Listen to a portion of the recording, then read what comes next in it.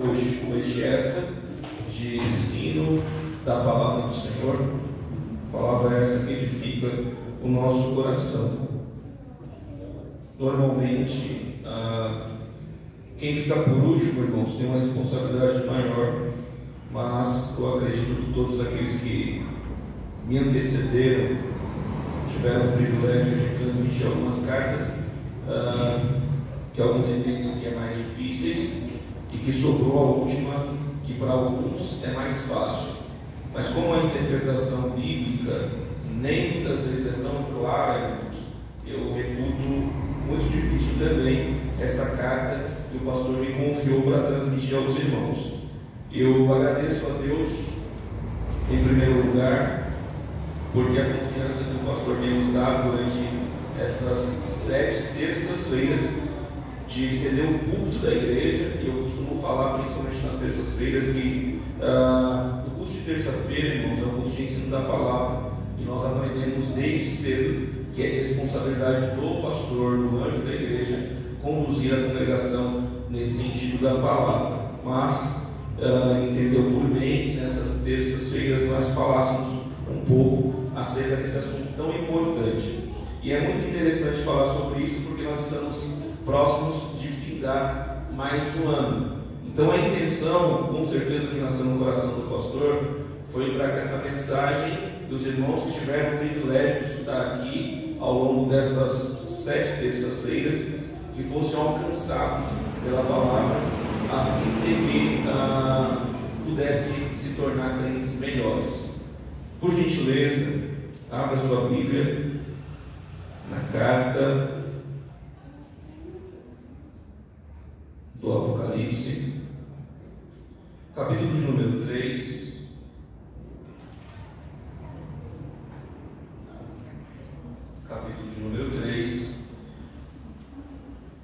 versículo de número 14 até o versículo de número 22.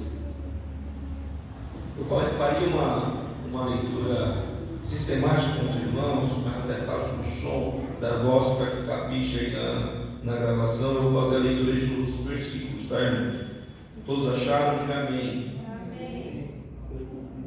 Diz assim o texto: e o anjo da igreja que está em Laodiceia escreve: isto diz o Amém, a testemunha fiel e verdadeira, o princípio da criação de Deus. Eu sei as tuas obras, que nem és frio nem quente. Tomara que foras frio ou quente. Assim, porque és morno e não és frio nem quente, vomitar-te-ei da minha boca. Como dizes, rico sou, estou enriquecido e de nada tenho falta, e não sabes que és um desgraçado e miserável, pobre e cego e nu. Versículo de número 18: aconselho-te que de mim compres ouro provado no fogo, para que te enriqueças, e vestes brancas para que te vistas, e não apareça a vergonha da tua nudez, e que unja os olhos com colírio para que vejas. Versículo 19: eu repreendo e castigo a todos quantos amo. Sê, pois, zeloso e arrepende-te. Eis que estou à porta e bato. Se alguém ouvir a minha voz e abrir a porta, entrarei em sua casa e com ele cearei, e ele comigo.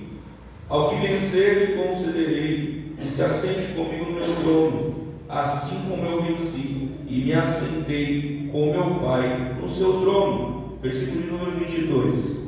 Quem tem ouvidos, ouça o que o Espírito diz às igrejas. Amém. Queridos, para tratar acerca desta carta que o próprio João, na revelação dada por Jesus Cristo glorificado ali na ilha de Patmos, se faz necessário para que os irmãos entendam, se faz necessário que os irmãos entendam que a partir do momento de uma percepção teológica diferenciada, todo o significado dessa carta pode ser mudado. Por que isso, Jefferson? Porque nós acreditamos, a Igreja Assembleia de Deus, o Ministério do Belém, seguindo orientação teológica, que a revelação que está contida aqui, ela, além de ser integral, ela se cumprirá não só nesse ambiente que nós estamos vivendo, mas também de maneira futura. Por que você está falando isso? Porque existem outras interpretações, tá? Entre estas, existem mais duas. Uma afirmando que esta carta, ou esta revelação, ela já se cumpriu cabalmente ao longo da história, ou seja, o que está registrado aqui, através dos símbolos, através das figuras, foram questões que já aconteceu ao longo da história da igreja desde Jesus Cristo. Outra visão que é aplicada, ou interpretação que é aplicada para que os irmãos entendam, é a visão idealista. O que é isso? Que é apenas símbolos de uma luta do bem contra o mal, e que no final de tudo, quem sai vitorioso ou glorioso é o bem, tá? Mas nós acreditamos que esse texto, ou que a carta que o próprio Jesus Cristo pede, orienta que João escreva, ela, além de estar em processo de cumprimento, a maioria das informações aqui só desencadearão a partir do momento que a igreja do Senhor for arrebatada. Então, a partir de então, os eventos que são contados aqui começarão a acontecer, entre eles as iras, as sete taças de ira de Deus que serão derramadas sobre toda a terra. Nós estamos falando também, após a igreja ser arrebatada, o aparecimento, o surgimento do anticristo, da besta que saiu do mar, da besta que saiu da terra e do falso profeta. Então, essas informações, elas serão postas segundo o entendimento teológico, bíblico da Igreja Assembleia de Deus, Ministério do Belém, a partir do momento que esta igreja for levada para o céu. E quando eu falo esta igreja, eu estou me referindo à igreja do Caiaú. Eu estou falando da igreja de Cristo, a igreja vitoriosa. Por que isso? Porque nós temos duas igrejas hoje: a igreja visível e a igreja invisível. A igreja visível é essa que está patente aos nossos olhos. Eu estou vendo os irmãos, as senhoras, os senhores, e os senhores estão olhando para mim. Eu faço parte desta comunidade de fé que nós chamamos, tá, de igreja. Por mais que exista uma placa denominacional aí, que você lê aí na frente, da Assembleia de Deus, Ministério do Belém, ali é uma instituição com o CNPJ que fica responsável pela administração de todo esse corpo. Mas existe uma igreja que eu não vejo, é a igreja que não tem placa, tá? É a igreja que eu não conheço ainda, que são os membros desse grande corpo de Cristo. E onde eles estão, Jefferson? Pessoas que já faleceram, tá? Pessoas que estão em outras nações, que não falam a nossa língua, ou não professam a mesma placa que a nossa. Eles também, segundo a palavra, serão considerados como igreja, a igreja de Cristo, a igreja que o próprio Cristo morreu na cruz para salvá-los e virá buscar, como nós acreditamos. Pois bem, se os irmãos tiverem primeiro partir desse princípio analítico acerca da interpretação bíblica, os irmãos não errarão quando pronunciarem as 7 cartas. Não é de João. Quem escreve, quem é o autor em 96, ali, antes de Cristo, é João. Mas, depois de Cristo, melhor dizendo, é João. Mas, estas cartas é o próprio Cristo que revela a João, ali na ilha de Patmos. Então, essa carta de Jesus Cristo revelada a João. Guarde isso no seu coração. Pois bem, os irmãos que tiveram o privilégio de transmitir as primeiras, nós, como eu falei, teremos que tomar muito cuidado na interpretação disso, porque nós acreditamos que, além de ser questões históricas representadas através dessas igrejas ao longo da percepção histórica da igreja. Ela também é aplicável a toda a história da igreja hoje. Então há uma representação das informações tanto de Pérgamo, bem como de Filadélfia, Esmirna, Tiatira e Sardes, também nos nossos dias. Então aqui dentro nós podemos ter as 7 representações da igreja. Alguns irmãos podem ser parte dessa igreja, mas o seu sentimento é o sentimento da igreja de Sardes. Pode estar dentro dessa igreja, mas o seu sentimento é da igreja de Filadélfia, e assim sucessivamente. Como me cabe tratar acerca desta igreja, a última, ela é a igreja que não recebe elogios. Ela não recebe um elogio sequer da parte de Deus, da parte de Jesus Cristo. Ela recebe alguns alertas. Dentre esses alertas, eu vou pontuar os irmãos, de maneira pausada aqui. Os irmãos vão identificar que talvez ou os irmãos já estiverem numa situação como essa, ou conseguem identificar alguma pessoa dentro do seio da igreja que esteja nessa situação. Pois bem, Laodiceia, como diz o versículo 14, e o anjo da igreja que está em Laodiceia escreve: isto diz, quem diz aqui?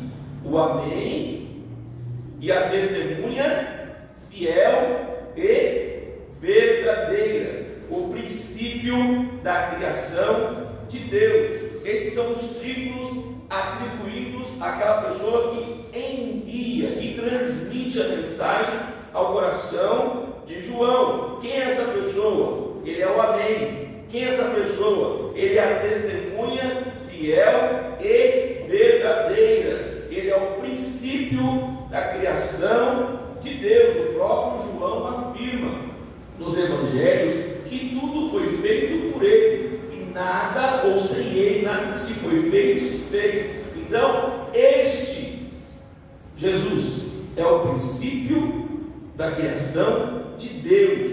É para ele, é por ele que são todas as coisas. Quando ele afirma a testemunha fiel e verdadeira, se você for em grande tribunal, existe a possibilidade, aqueles que são chamados para testemunhar, de não fazer o juramento de falar a verdade, somente a verdade, principalmente se ele exercer uma posição estratégica em um julgamento. Mas este não. O próprio Jesus é a testemunha fiel, é a testemunha verdadeira, ou seja, não existe mentira nessa testemunha. O que ele identifica, o que ele vê, e até para melhorar o entendimento dos irmãos, a testemunha é tão importante durante o processo que ela tem um peso tão grande na decisão do juiz, porque é aquela testemunha que vê tete a tete o que está acontecendo. Então muitas vezes pode ter até uma prova material, alguma coisa formal, mas o juiz vai preferir acreditar naquela pessoa que viu o que aconteceu. Mas muitas vezes a pessoa que viu pode estar deturpada por um sentimento, por uma emoção. Mas este não. Jesus, o que ele aplica e o que ele fala, não tem variação, tá? Ele é verdadeiro e ele é fiel. Então tudo que está acontecendo está patente aos olhos dele. Ele nem vai acrescentar e nem vai diminuir. É grande essa expectação, porque nós achamos que as nossas ações ela fará com que o amor de Deus aumente por nós. Guarde isso no seu coração. João 3,16 diz que Deus amou o mundo de tal maneira que deu, que entregou seu Filho unigênito, para aquele que nele crê não pereça, mas tenha vida eterna. Este amor é um amor intacto, é um amor que não sofre variação, ou seja, Jesus nos ama. Nenhuma das minhas ações, ou quer seja ruins ou boas, alterará esse amor que ele tem por nós.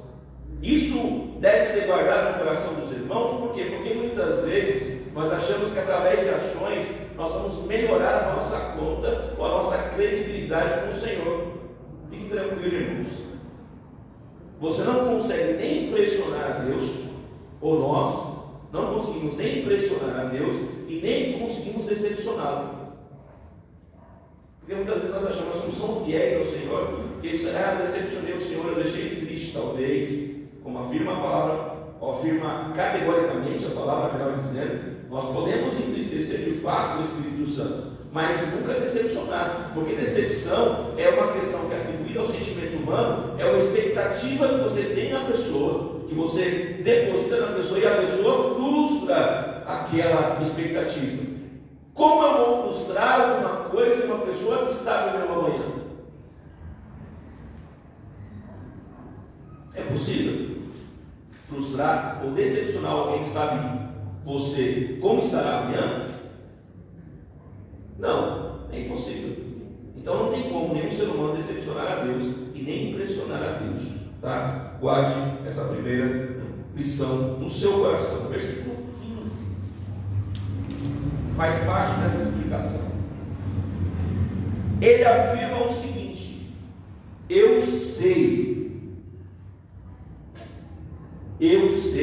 as tuas obras.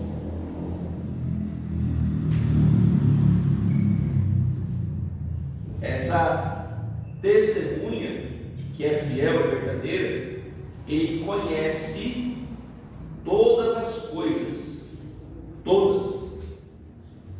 O próprio salmista vai afirmar no Salmo 139, salvo melhor entendimento, que não tem como se esconder da presença dele. Me permita parafrasear ou contextualizar: se você se esconder num subsolo, no estacionamento, onde muitas vezes nem o sinal de celular é captável, ele te vê, ele nos vê. Se nós formos no mais alto pico, o Senhor nos vê. Se eu mudar de pegar um dos aviões que estão sendo fabricados ou já foi fabricado ou pelo Elon Musk ou pelo outro bilionário, trilhardário do mundo, para fazer viagens espaciais, se você tiver condições e comprar uma dessas passagens, se você for para, se for habitável, claro, Vênus, Marte, Plutão ou qualquer outro planeta, se você se esconder lá, o Senhor te verá. Então não tem como se esconder da presença dele. Por isso que ele fala: eu sei as tuas obras. Permita dividir isso, porque já que é aula de ensino da palavra, eu não quero que você durma, tá? Eu não quero gritar para os irmãos estar despertados. Eu também acordei muito cedo hoje. Eu sei que os irmãos, para se manter, muitas vezes o pregador precisa. Eu não quero fazer isso hoje. Eu quero que vocês entendam essa carta que escreve ao anjo da igreja de Laodiceia. Então, quando ele fala que ele conhece as suas obras, o ser humano, muitas vezes, ele julga pelo resultado que nós fazemos. Sim ou não? Sim ou não? Sim. O ser humano, ele não vê dentro. Ele não tem olho biônico. Ele não tem um olho radiológico. O ser humano, ele só consegue ver atitudes, ações, resultados das nossas mãos. Mas o Senhor não, ele conhece as nossas obras. Obras, nesse sentido, não é só o resultado que está falando aqui. Obras, nesse sentido aqui, é a intenção dessa obra. Por que você faz o que você faz? Você já se perguntou isso? Hoje? Por que eu saí cedo para ir ao trabalho hoje? Será que eu queria sair de casa? Intenção. Por que eu saí? Porque eu preciso. Mas eu estou com vontade de ir amanhã.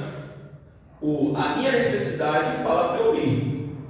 Mas a minha vontade e a minha ideia de conforto, para não enfrentar o mesmo problema do transporte público que eu enfrentei hoje, fala para eu ficar em casa dormindo até mais tarde.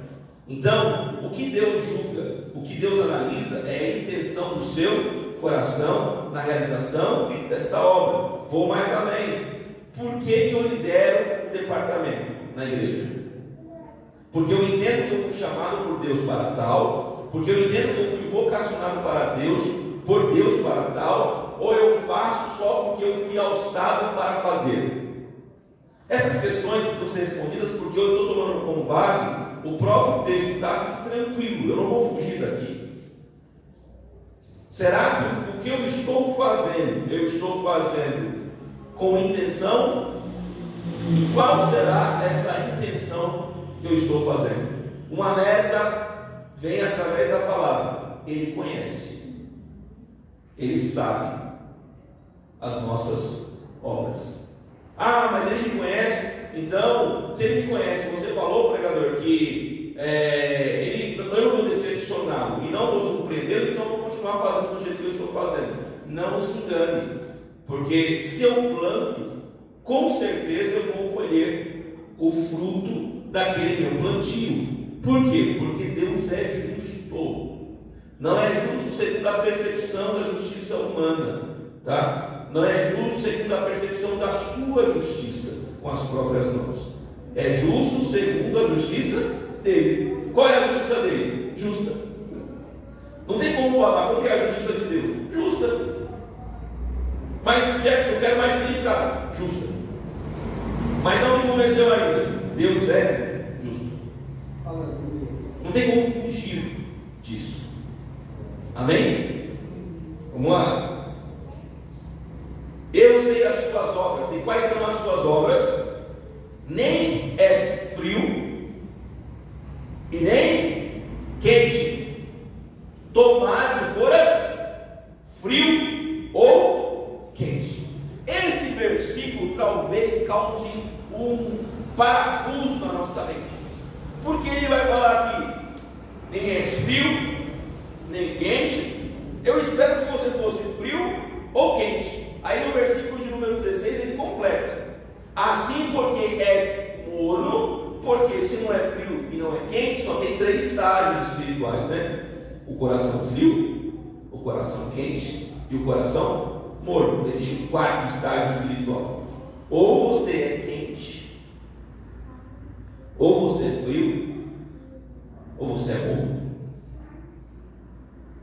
Assim porque és morno e não és frio nem quente, qual que é o resultado?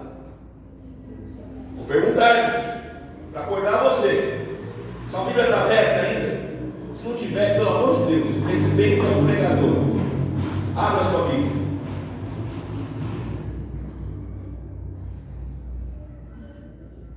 O que vai acontecer? Hã? Parece que só tem uma pessoa aqui na igreja. Vomitar-te-ei, em outra expressão, causa náuseas. Quem aqui já teve náuseas? Ah, acho que você nunca teve, então você nunca sentiu vontade de vomitar? Todos, irmãos, todos tiveram vontade de vomitar alguma vez. É bom ou ruim? Ruim.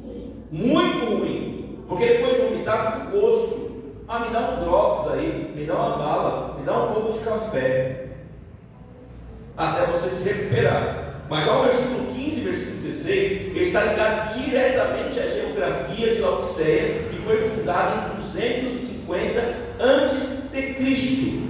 Na cidade de Laodiceia, ela era acompanhada por rochas, e ao lado dela, tá, nós tínhamos a cidade de Colossos e nós tínhamos a cidade de Hierápolis.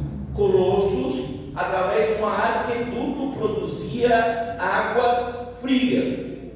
Hierápolis, através de um arqueduto, produzia água quente. Mas Laodiceia, quando era desembocada nela, a única água que ela poderia receber era água morna. Pois bem, ela recebia água morna. Para a água fria, o significado disso é refrigério. Água quente é águas termais, é água que pode fazer com o seu corpo, quando você chega depois de um dia de trabalho cansativo, estou usando exemplos práticos, depois de um dia cansativo de trabalho, qual é a melhor coisa de chegar em casa? É fazer o quê? Tomar um banho, irmãos. Você toma, é banho gelado? A Dercy Gonçalves só manteve a sua idade tão alta porque ela tomava banho gelado cedo dela. Então, fica a dica aí se você quiser mais anos de vida. Aí nós tomamos um banho quente. Ele causa um conforto no corpo, não? E você vai, faz a sua refeição e vai descansar. O banho frio tem ideia de despertar. Então, o refrigério que traz o conforto da água quente e a água fria traz um despertar na pessoa. Esta igreja de Laodiceia, entende, irmãos?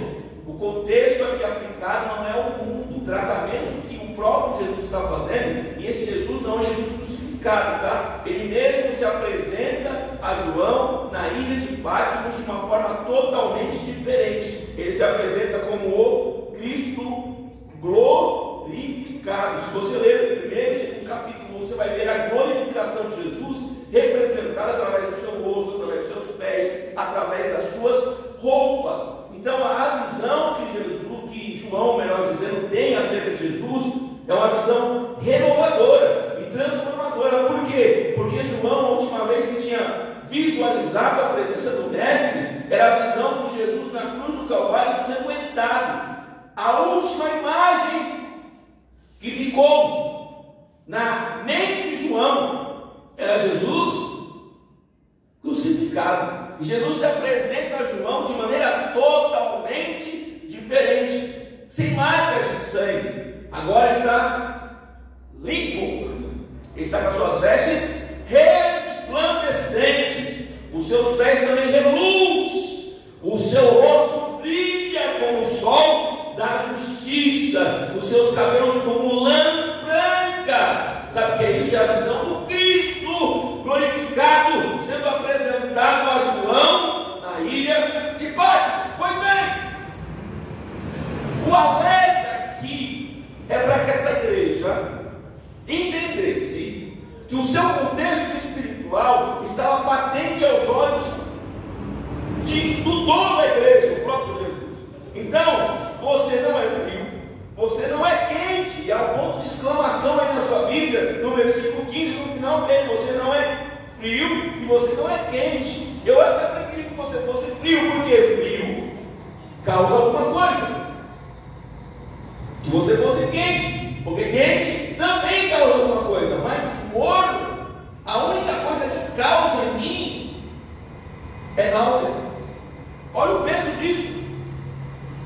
O morno não tem função para nada. Mas olha o seguinte aqui, já uma aplicação: só vomita aquilo que entra. Pegou aí? Eu só vomito aquilo que já entrou. Então, quem está vomitando aqui? Quem está vomitando é aquele que se alimentou. Então tem esperança. Aquele que está vomitando é que ele fazia, ele presenciava isso, fazia parte dele. Essa igreja que vomita não é a igreja que está afastada do Mestre, é a igreja que faz parte do convívio social da igreja. Só que a sua situação não é uma situação boa, por isso que ele vomita. Ele está falando de questão espiritual. Vamos mais além. Versículo 17, você diz o seguinte: olha só, o próprio anjo da igreja, tá, falando acerca de si próprio, que significa autossuficiência. Olha só o que ele fala no versículo 17: como dizes, o que eu sou rico, eu estou enriquecido, de nada tenho falta. Por que o anjo da igreja está falando isso? Porque Laodiceia era conhecida como a cidade dos milionários, e a igreja também só tinha gente da alta, irmãos. Só tinha irmão que andava de Porsche Cayenne, que comprava suas roupas no shopping Bourbon, tá? Ia para o Morumbi. Que as irmãs não andavam com o sapato da Besni, das lojas paulistas, de Gasp. O sapato que elas usavam era Prada ou da Prega. O vestido não era qualquer dinheiro, não, que ao ponto de chegar na igreja e capaz de encontrar outra irmã com o mesmo vestido. Era exclusivo.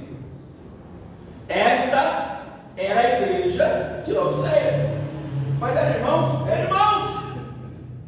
Tinha culto? Tinha culto.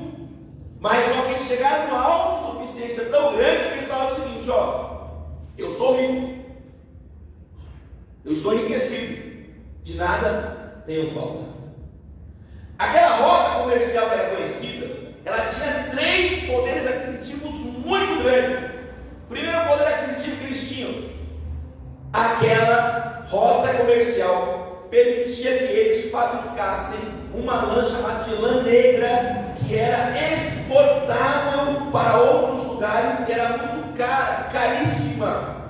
Era conhecida pelos seus bancos ou pelos seus banqueiros. Ouro ali era depositado aos montes. E ela também era conhecida por um colírio chamado colírio frígio, tá? Era pó frígio, que era uma das mais altas aplicações para curar ou para facilitar que as pessoas tivessem uma visão melhor. Então ela tinha uma clínica avançada de oftalmologia, tinha percepções para ajudar na audição, tinha uma indústria têxtil muito grande e tinha bancos com ouro. O que Jesus faz?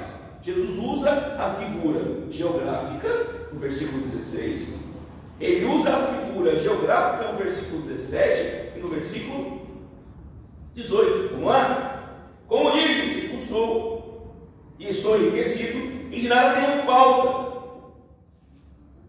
E não sabes que és desgraçado e miserável, pobre, cego e nu. Olha as suas aplicações. Irmãos, para entender a Bíblia, basta-se lê-la, ok? Para entender a Bíblia, basta ler. Ele fala de um assunto aqui, já faz a aplicação aqui. Você fala que você é rico, por quê? Porque a sua rota comercial é boa. Você fala que não precisa de nada, por quê? Porque tem muito ouro, mano. Você fala que não precisa de nada, por quê? Porque você é conhecido pelas suas clínicas, pelo pó frígio. Mas eu vou falar um negócio para você. Eu vou dar um diagnóstico. Sabe por quê? Pelo versículo anterior que eu li. Eu sei. Eu conheço.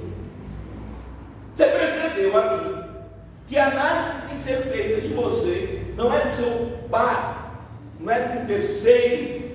A análise que quem tem que fazer de você é o próprio Deus. Aí eu faço uma aplicação, irmão. Volte-se ao Senhor nesta noite. Permita-se ouvir Deus falar acerca de você. Mas como eu vou fazer isso? Um homem que Deus deu testemunho está registrado em Jó, certo? Jó, quem era Jó? Oh, viste meu servo Jó? Ele, homem temente, íntegro, sincero e que se desvia do mal. Quem deu testemunho de Jó não foi o terceiro, não foi o pai, não foi a família. Quem deu testemunho de Jó foi o próprio Deus. Por quê? Porque eu sei. Ele fala, eu sei as tuas obras, eu te conheço. E ser conhecido por Deus é melhor do que ser conhecido pelos homens. Sabe por quê? Porque o homem não se engana. Engana com a intelectualidade, engana com a retórica, engana com a vestimenta, engana até com o comportamento. Vocês não sabem que os irmãos enganam vocês com a forma de se comportar. Nas artes cênicas, irmãos, você muitas vezes costuma ter dó das pessoas que andam cabeça baixa, acompanhado, sempre com cara de coitado. Sabe o que é isso? É encenação? Você não sabia disso, né? Tem gente que aprende a fazer isso e ele conquista a sua simpatia. Ele está vestido de lobo, ele está vestido de ovelha, melhor dizer, mas ele é um lobo devorador. Tome cuidado com isso. Vamos lá. Então o que ele faz? Já que ele conhece, ele sabe das obras, ele fala o seguinte: você de fato não é o que você aparenta ser. Você pode até ter dinheiro, mas para mim você é um miserável. Quem está falando isso é o próprio Jesus ao mundo? Irmãos? Ao mundo que Jesus está tratando disso? Vocês estão aí, irmãos? É ao mundo que Jesus está tratando disso? É a igreja. Olha o que Jesus fala para a igreja de Laodiceia: vocês não sabem que é desgraçado, e palavrão, tem palavra na Bíblia. Desgraçado significa sem a graça. Desgraçado, se alguém chamar de desgraçado, você fala: sem Jesus tem poder, irmão. Toma cuidado. Eu sou agraciado sim por Deus. Eu recebi um favor imerecido dele. Então, a graça me alcançou. A graça nos alcançou. Quando ele fala desgraçado, vocês não têm a graça de Deus. Imagine uma igreja ouvindo o próprio Deus falar que eles não tinham a graça de Jesus Cristo. Você não é rico, você é miserável. Você é pobre, você não é rico. Você, por mais que tenha colírio de alta qualidade, exporte isso, venda, você é cego. Por mais que você tenha lã negra, mais cara, você é nu.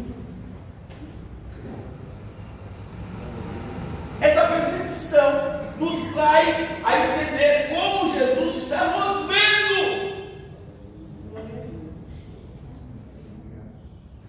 Como eu falei para os senhores, eu posso até vestir uma capa aqui, eu posso até me comportar de maneira que influencie os irmãos a acreditarem em mim, só que isso não adianta de nada. Sabe por quê? Porque Deus, glória, Deus me conhece, Deus nos conhece. Aí ele vai para o conselho, ele poderia ser um ditador, não poderia? Ele não tem todo o poder. Com um sopro, ele não pode fazer essa terra sumir? Pode, mas ele falou o seguinte: ó, igreja, versículo de número 18, eu te aconselho, olha só, eu estou te dando um conselho, eu recomendo, eu oriento, que de mim, ele se comporta como se fosse um comerciante. Não tem um camelô que vai de porta em porta? Jesus toma a presença ou o formato de um comerciante, de um mercador, e começa a falar: eu aconselho que você compre de mim. O que você tem que comprar de mim? Ouro provado no fogo. Ouro na Bíblia sempre é um sinal de santidade. Ouro provado no fogo, para te riquezas e vestes brancas, para que te vista, símbolo de pureza, sem manchas, e não apareça a vergonha da tua nudez, e unja os olhos com um colírio para que vejas. Olha o termo, irmão: compre de mim. Quem de nós temos a moeda que é possível comprar dele? O termo aqui é compra. Eu posso ter bitcoins, eu posso ter um cheque pré-datado, eu posso ter patrimônios 1000, arrobas, bois, patrimônios aqui fora do país. Mas que moeda é essa que eu consigo comprar dele? E aí, como está o seu bolso? Será que você pode liberar uma moeda agora para comprar alguma coisa aqui? Ó? Eu aconselho que compres de mim. Isaías 55. Já estou acabando já, irmãos. Vou tentar fazer um corte para a mochila no final aqui, para não passar do horário. O pastor deixou um bom tempo, então eu não posso falar nada. 55. Você está com a sua Bíblia aberta aí? Já encontrou? O que está escrito aí? Ó vós todos os que tendes sede, vinde às águas, e vós que não tendes dinheiro, vinde e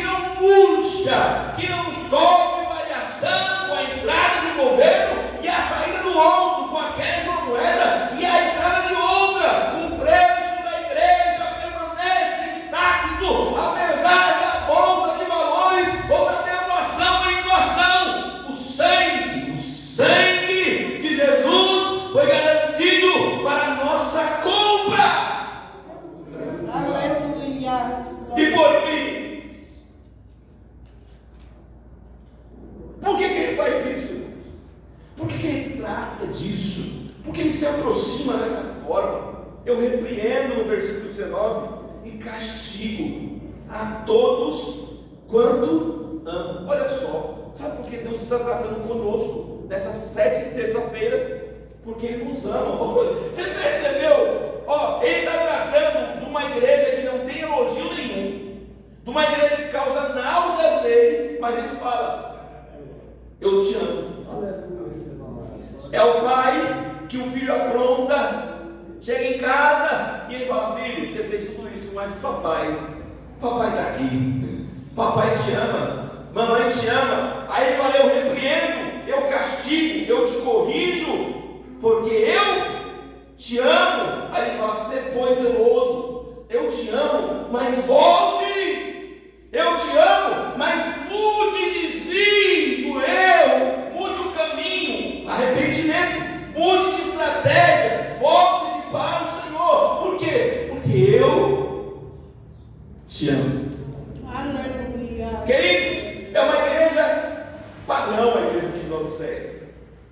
A igreja que tinha ar-condicionado, me permita a aplicação.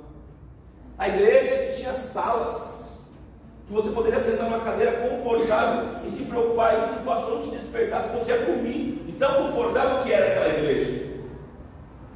Tudo que você precisa, o que você espera que tenha no ambiente da igreja, aquela igreja tinha. Aquela igreja tinha. Tudo que você acha que você precisa em uma instituição como essa aqui, aquela igreja tinha. Mas só que ela tinha deixado de fora o mais importante. Versículo 20. O que está escrito aí? Eis que estou à porta e bato.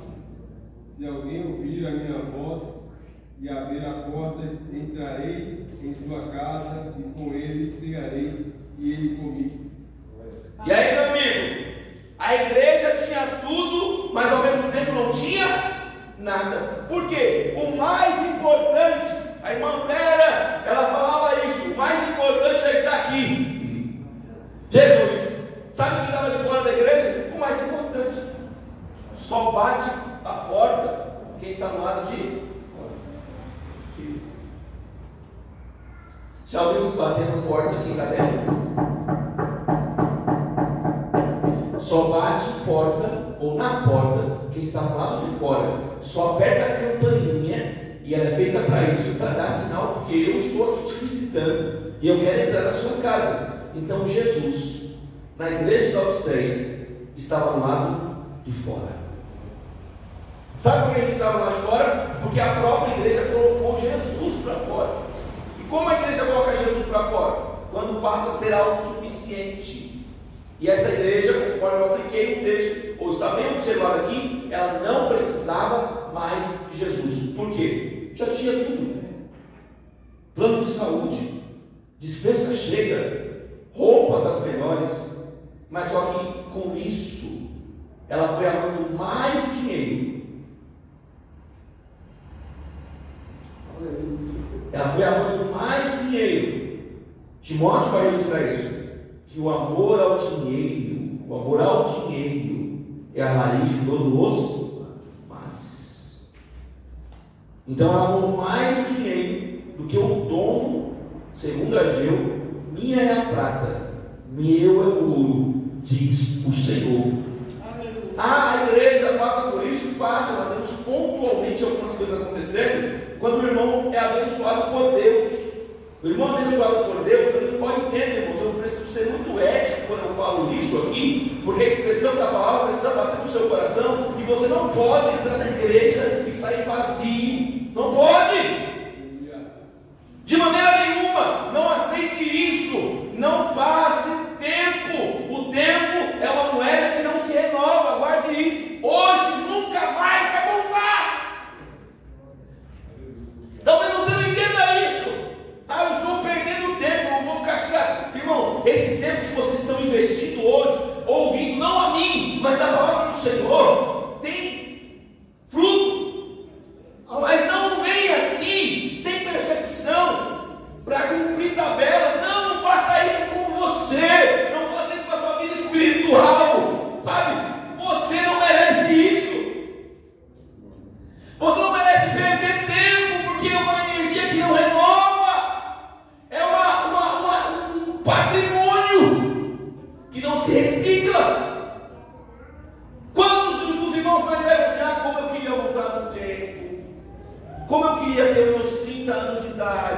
Como eu queria estudar mais. Não volta mais, irmãos. A vida não é de volta para o futuro. O filme. É só você apertar um botão, 10 anos atrás você conserta alguma coisa. Não. Você está aqui. O que você pode fazer é daqui para frente. Eu não consigo. Tem aquele termo lá de enxugar o leite que derramou. Se o leite derramar em algum lugar, você pode até colocar no pano e espremer de novo no balde. Mas se o leite cair em cima da areia, é possível extrair da areia o líquido que derramou? Não. Então não adianta ficar chorando pelos erros do passado. A palavra veio aqui nesta noite para trabalhar no meu coração e no seu coração. Esta igreja não recebe nenhum elogio, mas segundo o estudo que eu fiz, é a igreja que recebe a maior promessa das antes. Olha o que ele fala: ao que vencer, lhe concederei que se assente. Aleluia. Procure nas férias anteriores ele fala isso. Ao que vencer, lhe concederei que se assente comigo no meu trono, assim como eu venci e me assentei com meu Pai no seu trono. Quem tem ouvidos, ouça nesta noite. Se você é morno, se você está em cima do muro, é dia de mudar a situação. Mas por que eu posso ser frio? Sim, irmãos.